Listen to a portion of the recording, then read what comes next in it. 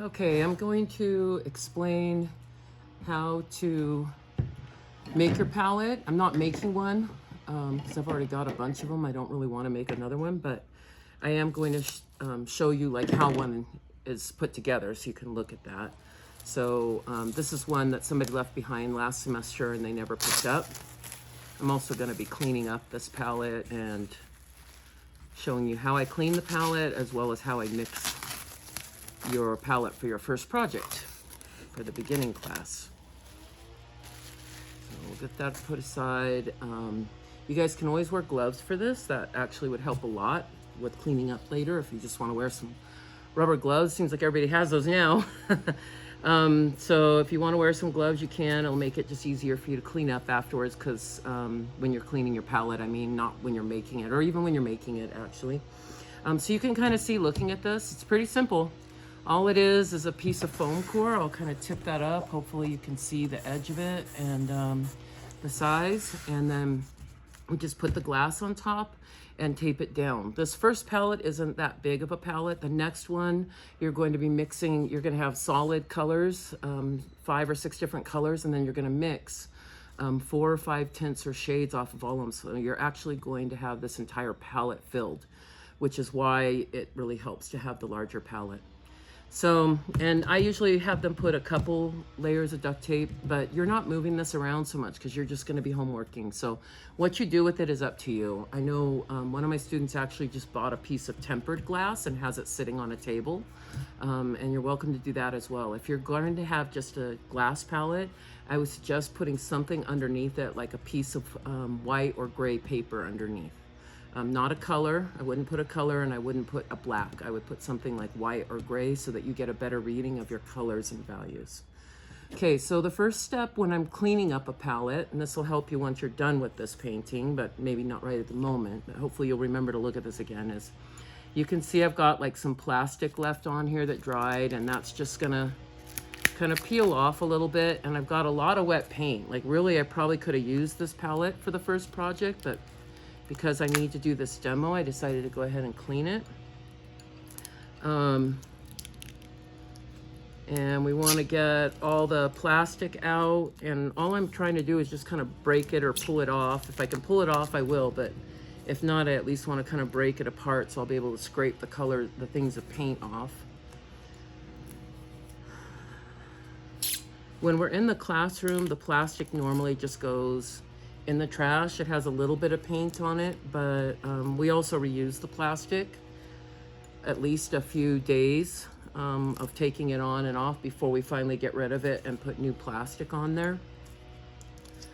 So you don't have to throw it away every time you paint. I'll kind of show you like how I put the plastic on at the end and then how you lift it back and forth in case you're not sure. These are actually pretty wet paints. They're in good condition. So if I've got wet paint, I will use my palette knife first to scrape off most of this wet paint. And you can see that actually will get a good amount. The problem is when the paint started drying, and when you have this at home and you're using it a lot, especially if you don't seal it well, you'll have problems with your paints drying out. If your house is cooler, it's gonna be better for the paint not drying than if it's warm. The warmer air, it's gonna dry out a little bit faster. Basically, it's not think of it as the linseed oil. It's the linseed oil that's in the paint that reacts with the heat and the air and basically starts drying it. So I'm going to use this palette knife and just scrape off as much as I can get of the wet stuff, because when I use the razor blade scraper, which is what we'll use to clean it at the end, the razor blade scraper gets messy and gunky really fast if we're cleaning this kind of stuff off. So the palette knife is actually a much cleaner way of doing it. You can see I haven't gotten any paint on this hand. I've just got a little bit here from pulling off plastic. But the palette knife makes it a lot easier for getting this off without making a mess on yourself. And normally what we would do in the classroom is this rag would go into our rag bin, which is disposed of by a hazmat pickup. I don't know, like it can vary from city to city on what kind of pickups they have. for this kind of stuff. I know they do take like old paints, like if you bring jars, you know, things of like house paint to them, they will take that. So, and they will dispose of it properly. So the one thing you might do is, instead of putting this into a rag, is actually put this into like a jar or a tin can of some sort. And then you might be able to get rid of it at that hazmat pickup. I don't know if they'll take the rags or not.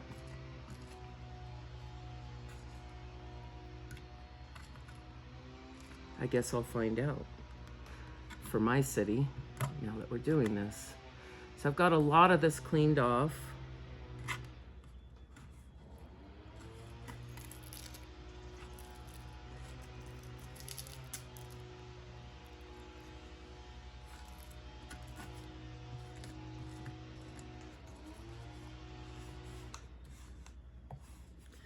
Now you are probably using, I'm going to set this to the side out of the way.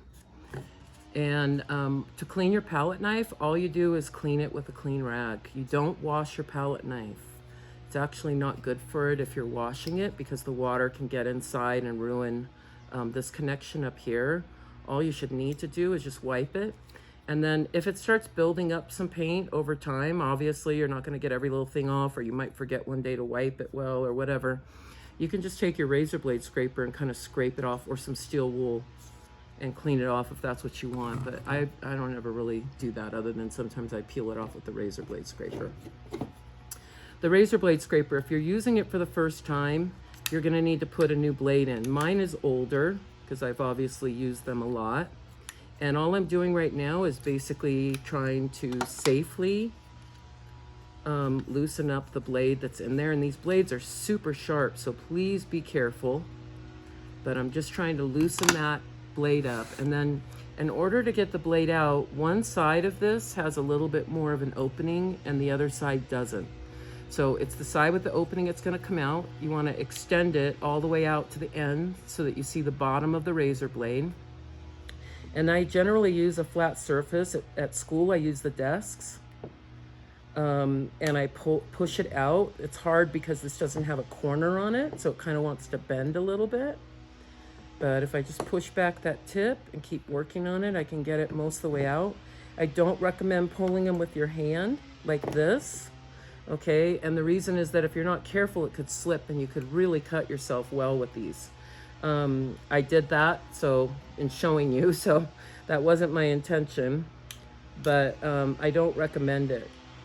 What you could do is grab it with like a pair of pliers and pull it with the pliers. That would probably be a little safer. I'm just trying to get some of this paint that's built up out of there by just scraping carefully and not putting a lot of hand pressure. Then I want to put a new blade in there. And for you guys that have these that are brand new, you're just going to put the blade in, obviously. Look for the side where when you put it out, you can see the hole opening. That's this side. And then you can just basically push on a board or the tabletop, and that will allow you to push it in like that. The next step is going to be cleaning off everything that's on here. And this is why we use these. Because look at that, brand new blade. And it just takes it all the way down. It gets everything that's stuck to that plastic off. And so I'll do a first like hurried cleaning where I just kind of get the bulk of the mess off. And if I've got a really messy palette, this step could take a while, and a lot of like rags trying to get all the dried paint off of it.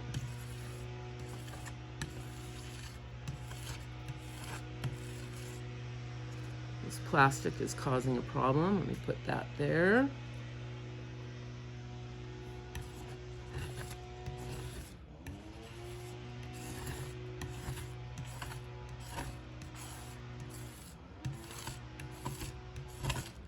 So I get most of this off first.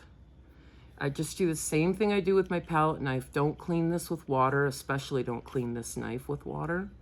You just use your rag and wipe it off well.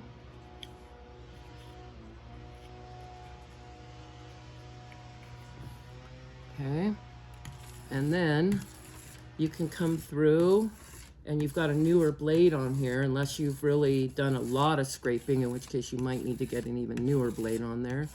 And you can basically run this over, and you can see it's picking up a little bit of film because you can see the little bit of paint on the edge of that blade. So this blade will basically clean off all that residue that you want it to on the surface. They're really nice.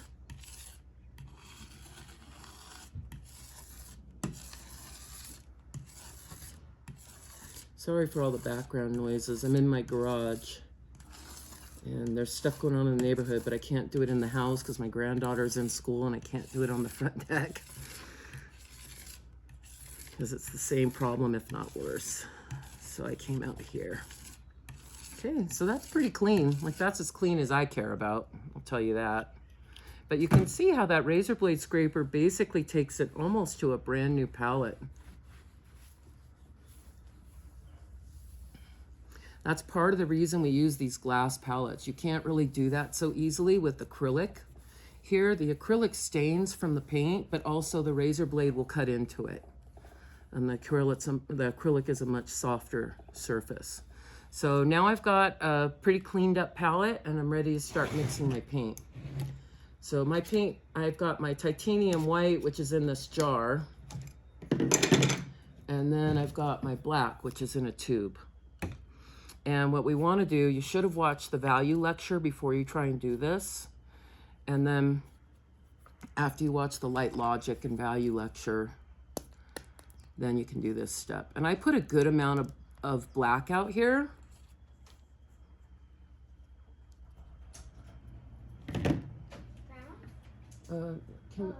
I'm filming right now. Can you wait a minute? I'll be in. So you put a good amount of black on there. Then I'm going to put a good amount of white.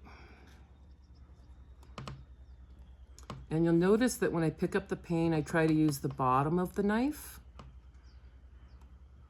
because it's really hard to clean off the top of the knife and get all the paint off because of this little crook right here where that paint was just stuck, this crook right here. So you use the bottom of the palette knife, and it's the same thing with mixing. We're going to use the bottom for mixing. I meant to grab a different palette knife for scooping this out, but I forgot it. So palette knives have different shapes, and the different shapes are so that they can do different types of tasks. This one works fantastic for mixing.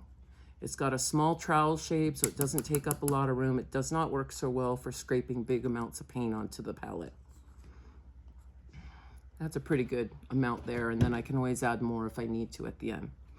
Okay, I've got some paint on here, and that's kind of what I mean is that if you have a second palette knife, you can scrape it off, but there's no way to really scrape that out off of there, right? So I basically have to get my hands dirty or something else dirty.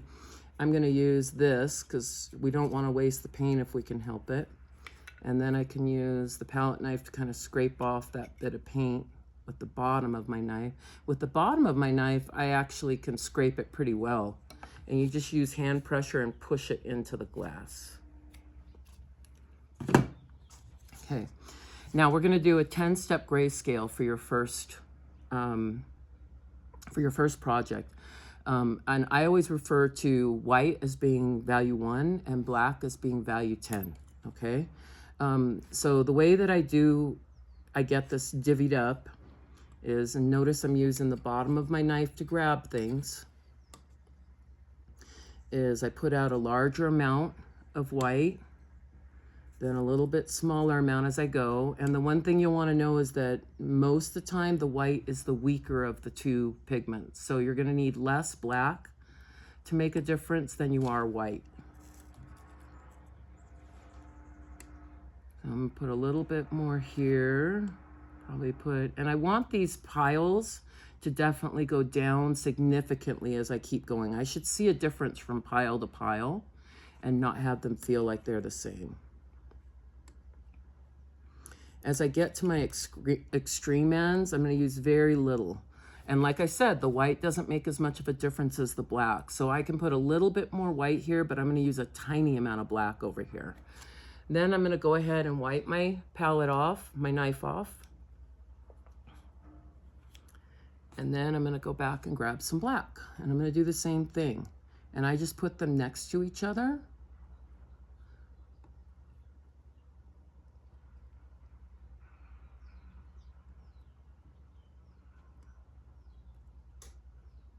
And you don't need huge piles, but if you might make the piles too small, they're going to dry out faster. So they do need to be, and on the other hand, you don't want to waste a bunch of paint. So they do need to be reasonably sized for what you're doing. I have a feeling these two are looking kind of close. I'm going to put just a little bit more black there.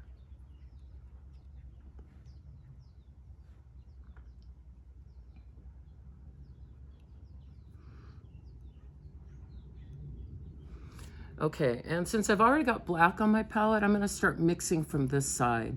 So what I do is take this white and I'm gonna mix it in here using the bottom of my palette, and I'm sure this black is strong enough that I'm probably gonna need to add more, because I didn't put very much, but I kind of did that on purpose to make a point with you guys, is that it's easy when you're at the extreme ends and you have a tiny bit of a color, it's easy to add more to adjust it. But if you add too much in the beginning, it's really hard to make it dark again. You basically just have to move that pile somewhere else. So I'm gonna wipe off my knife because I do want to adjust this just a little bit up. And I think I'm gonna use a little bit more white in some of these, because I don't think that white will be strong enough. My white has a bit of oil in it too, so it's a little more spread out, which means it's got a little bit less pigment through for every square inch or whatever, however you want to measure it. Okay, so let's try mixing that. That might have been too much, but hopefully not.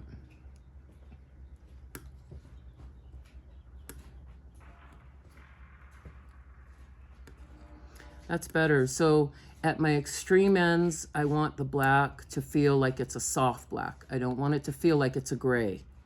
Okay, I want it to feel like it's a black that's just not as rich as the pure black that's right by it.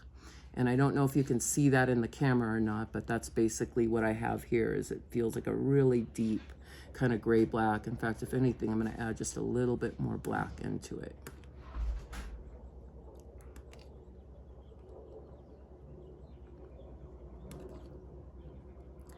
So the reason we want these extreme ends, fly's bugging me. The reason we want these extreme ends is because you want to save using your pure black and your pure white for little accents.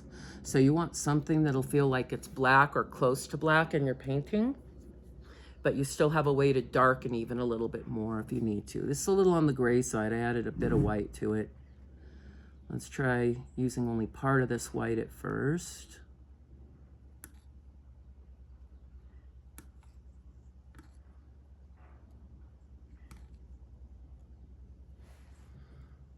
That's a little better. I'm going to need to stand over it to get a better read on the value. Yeah, that's a little better. And that's the thing, you don't have to mix all your white in. Just because you put it there doesn't mean you automatically grab it. Grab a portion of it and see what you're mixing before you go on. That's pretty nice. And that's a nice step through here right now, the way things are going.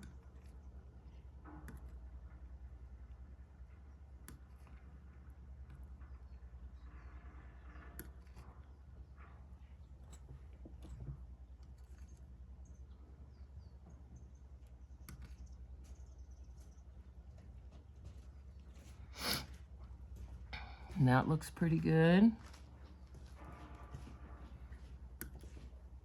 Even add just a little bit more white to it. So when you get down to this end of the palette, you should feel like you've got a nice middle gray. Okay, a couple nice middle grays basically between these two. So we can pick up some of this black.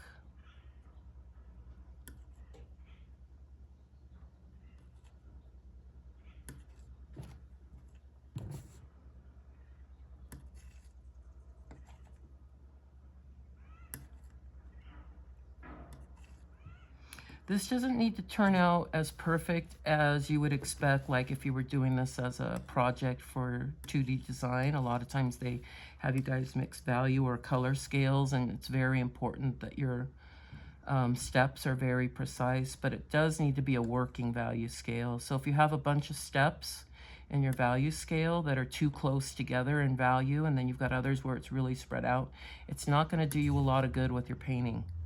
So it's important that this actually is helpful to you, this value scale, and with the way we're going to set up the paintings.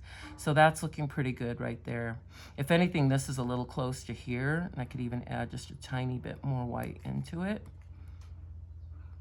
I try not to do a lot of adjustments till I'm all done and I can make my judgment, unless I see there's a big problem happening, in which case I stop. And I would do the same thing if you were mixing this in class. I would stop you and say, wait, stop. You got way too much white at like this end of the palette. You need to get rid of some of that. So that's a little better right there. Then as I come down, I'm probably going to want to get rid of some of this gray that's on my palette so it doesn't influence the, on my palette knife, so it doesn't influence the color quite so quickly. And again, remember this black is pretty strong, so I want to be careful and mix it in a little at a time and not just grab the entire pile right away. Because it's important as we get to these ends that we also have some very, very pale grays. Grays that feel like almost like they're white. And if you didn't have the white next to it, you would think it's white, but because the white is there, you realize it's not that light. That's actually a pretty nice step right now, although we'll see how it feels once we get the other ones done, but I'm not gonna try and scrape any more of that black into it at the moment. I'm gonna leave that where it's at. Okay, and this is such a light gray, I'm not gonna worry quite so much about cleaning it. Usually around the time I get to this point is where I go, okay, I gotta wipe my knife off before I get into the really light grays. And then you're probably okay as long as you get most of the paint off your palette knife.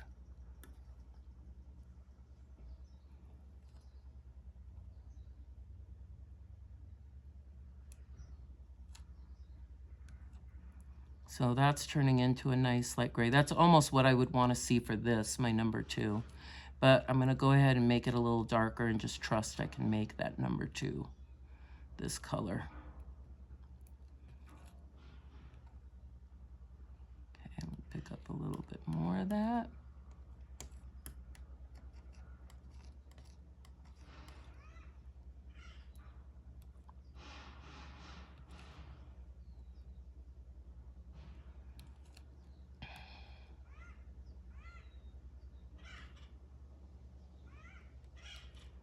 And that's looking pretty good. That's looking more like what I would think of as a light gray at this point. And I might darken it some more once I've mixed my number 2, but for now we'll just leave it and make some judgments when I'm done with mixing the number 2.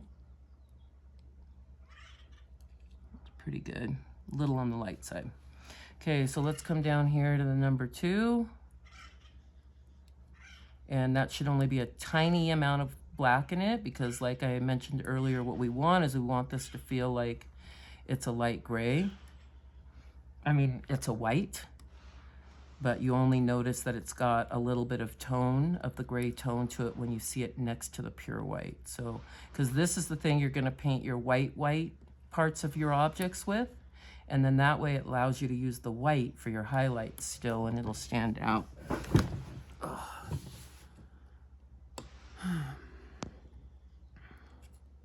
So that's actually pretty good right there. I wouldn't want it any darker. It's kind of on the darker side of what I want to see for that color. I feel like this needs to be darkened up just a little. I'm going to try grabbing a little of that and see if it's enough. And if not, what I might do is instead of adding more black to it, I might add a little bit more gray, because it'll change it a little bit more slowly and it's a little easier to control how dark it gets.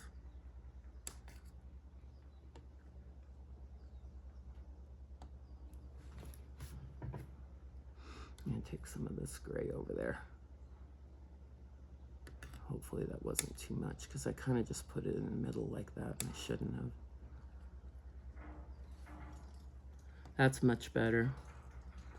So hopefully you can see the value changes between all of these and the nice little steps we've got going. So we've got a nice range of some middles. We've got some really nice darks. We've got some nice really nice lights as well, which will help when we're doing the painting because we have such a nice range of values to develop our painting out of. So what I do after I've done that is I just want to clean up these piles, keep them tight together because they will dry out more slowly if they're kept together tight. So I'm gonna probably need to wipe my palette knife off as I go in between these piles and just put things together a little bit more. That's pretty good. Clean up some of this, put this here together into a better pile. And same thing here. And then I'm going to show you how to put the plastic on it so it seals it well when you're home. I'm going to scrape out some of this white. It could probably go into like something like this and not make a big difference. But I don't want it, oh, I hope I just didn't make a problem. Okay, all right, that's okay. Maybe I should have just mixed it into that pile and not worried about it.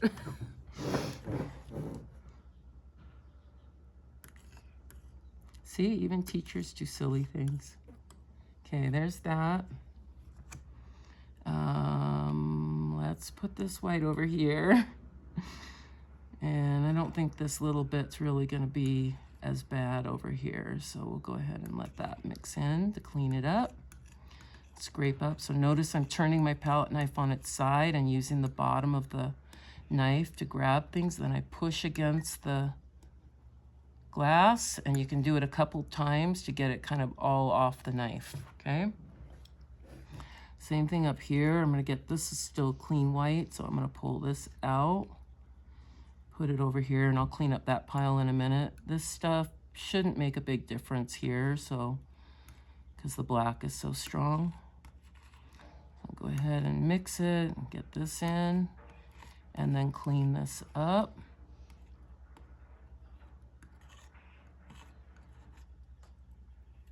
Okay, and then we'll come into this final thing.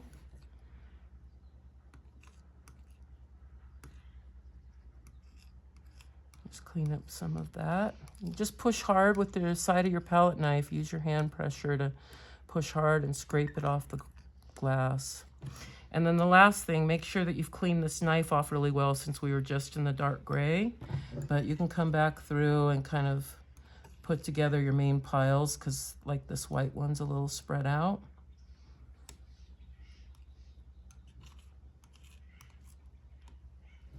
And then in order to seal it, what I like to do is put a little bit of oil on it. So I've got to open up a new thing of oil, but this one still has some. So I take a clean knife and I just dip it in, and I don't touch the paint. I just drip a little bit of oil on each one of these piles. A couple drops is good.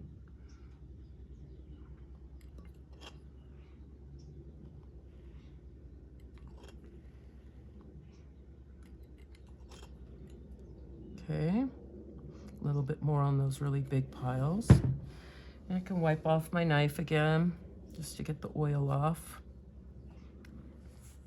And then I want to seal it with plastic if I'm not going to go straight to painting. So use your saran wrap or whatever you have as plastic wrap. If only I could get this plastic off of here. Okay. When we go to larger palettes, you're definitely going to need to use 2 pieces to cover. On this one, if you've kept it closer together, you probably can cover with 1 piece. Wrapping it all around your palette is not going to help you out, so don't do that. What's important is just that you seal the paint itself just like it would be sealed in a paint tube. Okay, so make sure, like mine started kind of bunching up here. Love this plastic wrap and I hate it. The more you mess with it, the worse it gets. But, and in a minute I'll get frustrated enough that I'll just want a new piece. Okay, pull that out again. Oh my word. Okay. If I turn this around, this will actually still fit okay, I think. The one side got all stuck on itself. Yeah, don't do this at home. Okay, so we'll pull that apart and then basically loosely drape it on there. Don't tent it and make it really tight. And the reason you don't want to tent it and make it tight is because the whole point of this is to have enough to seal off your paint. And if you've got it really tight, this won't lay down flat. And then I basically use like the palm of my hand, which happens to be the perfect little paint pocket here. And I just make sure that these are all sealed. So I gently push down on it with my finger or with the palm of my hand and make sure that all that paint is sealed with the plastic. And the reason is because if you have this tented, it's still gonna dry, because what happens, you've got it tented, there's no way you're really gonna get the oxygen out of there. And the drying is a factor of the oxygenation of the linseed oil. So what's important is blocking your paint from the oxygen, okay? It's not just putting a cover over it, it's blocking it from the oxygen interacting with the linseed oil. So these all need to be tightly down. And that's it. Then when you go to work on it later, what I normally do is I will just lift these off and I will let it sit to the side while I'm painting. When I'm done, I put it back on. And after 2 or 3 times of doing that, I usually want to put new plastic on just because it gets kind of dirty and worn out. And I just try and kind of get it back on the same areas. And then I do the same thing again. When I put it back down, and you can put a couple more drops of oil on it if you want to when you finish painting. That'll help. If this starts getting really oily, then you're not helping, okay? If you start getting a ton of oil sitting on your palette and pouring off the paint, then you actually are doing way too much. So just a drop or two. Don't try and pour it out of the bottle. Make sure you use your palette knife. And that's it.